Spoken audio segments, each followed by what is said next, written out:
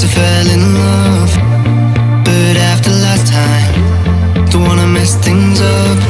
You're so beautiful, and I can't deny. My heart is always with you, my head's always stuck in time. Love, let me go, 'cause I've been holding on for fire.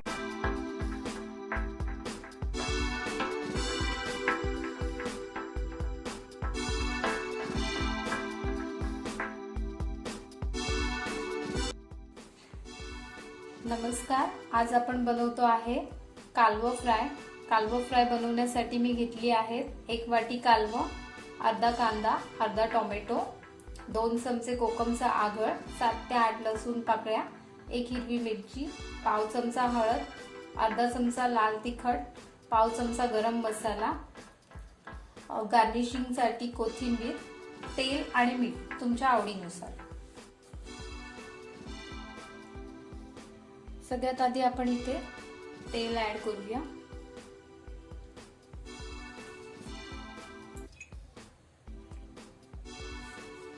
त्यानंतर हिरवी मिरची आणि अर्धा बारीक चिरलेला कांदा हे आपण हलकसं फ्राय करून घेऊया. कांदा साधारण ट्रान्सपरंट झाला की त्यामध्ये आपण ऍड करूया क्रश केलेलं आलं आणि लसूण.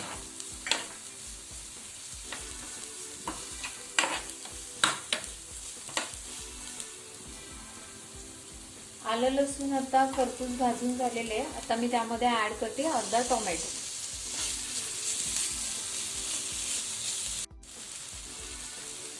टोमॅटोला पाणी सुटलं आहे. आता आपण ऍड करूया यामध्ये हळद,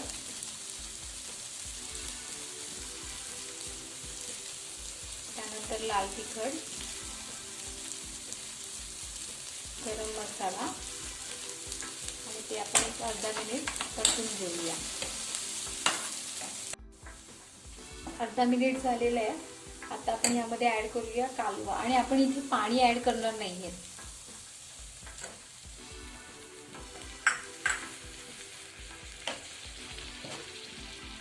पाहू शकता नॅचरल वेज कालवामध्ये किती पाणी असतं.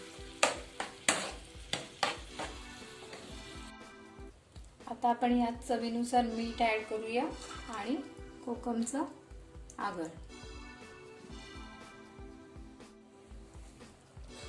सगळे इन्ग्रेडियंट्स ऍड करून झालेले आहेत. आता आपण एक फक्त 5 मिनिट झाकण देऊन वाफेवर शिजवून घेऊया.